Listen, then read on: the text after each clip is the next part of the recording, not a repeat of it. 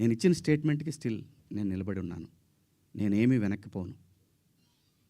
ఇంతేనమ్మా నేను చెప్పాలనుకున్నది. ఇదండి.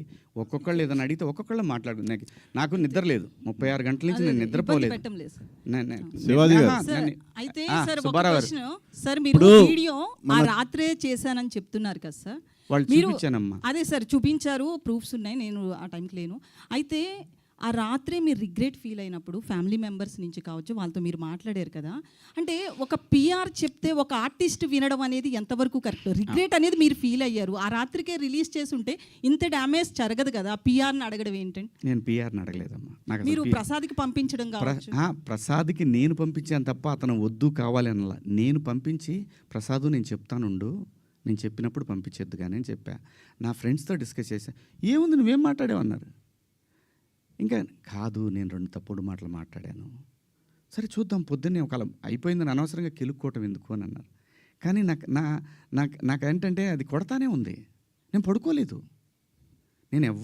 నేను ఇందులో మా ప్రసాద్ తప్పు ఉందనో ఇంకోళ్ళ తప్పు ఉందనో నో. ఇది ప్యూర్లీ నా వల్లే జరిగినటువంటి ఒక విచారకరమైనటువంటి 2 పదాలు. బిగ్ బాస్ లో కూడా కొంచెం మీ బిహేవియర్ అట్లనే ఉంది అనేది కూడా అప్పట్లో ఉంది కదా. సో బేసికల్లీ క్లారిటీగా చెప్పండి.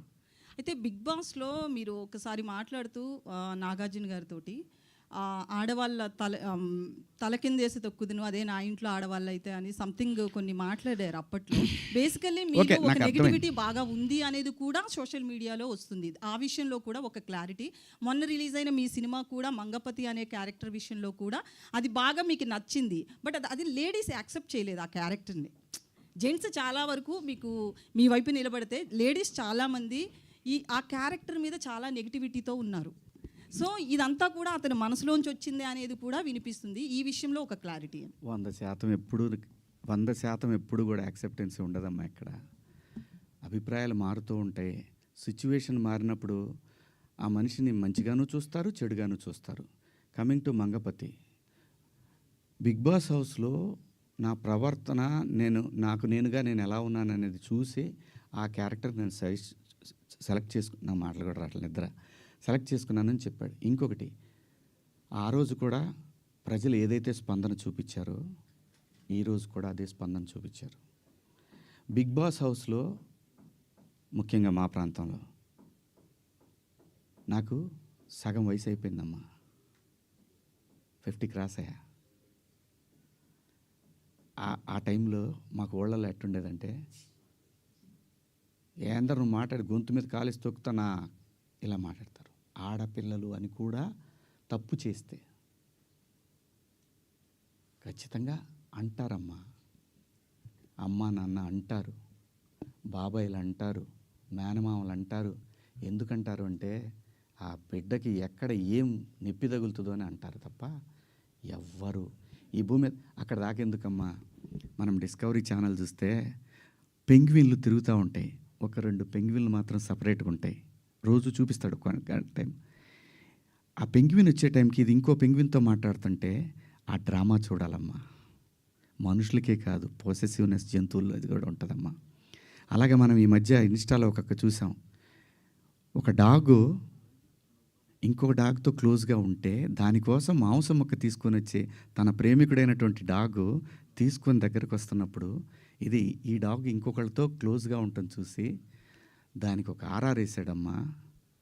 జంతువులు కూడా ఉంటుందమ్మా పొసెసివ్నెస్. స్త్రీ అంటే ప్రకృతి మీద ప్రతి వాళ్ళకి కూడా ఎప్పటి వరకైతే ఈ ప్రకృతి మీద మనిషికి మగాడికి గౌరవం ఉంటుందో అప్పటికి వరకు మాత్రం ఈ ప్రకృతి ఉంటుంది. ఆ తర్వాత లేదంటే ఇది నాశనం అయిపోతుంది. ప్రకృతి అంటే స్త్రీ అంటే ప్రకృతి. అమ్మ అట్లా డ్రెస్సింగ్ వేసుకెళ్ళింది, తను ఇబ్బంది పడింది అనేసి అన్నారు. అయితే మొన్న రీసెంట్గా సమాంత గారు కూడా సిరిమల్లి అనే శారీ షోరూమ్ ఓపెనింగ్కి వచ్చారు. సేమ్ తనతో కూడా అలాగే జరిగింది. తను చాలా పాజిటివ్గా నవ్వుతూ వెళ్ళి ఓపిక్గా చాలా సేపటి వరకు. అక్కడ ఒక చిన్న అడ్వాంటేజ్ ఉందమ్మా. తర్వాత క్లిప్ చూశాను నేను.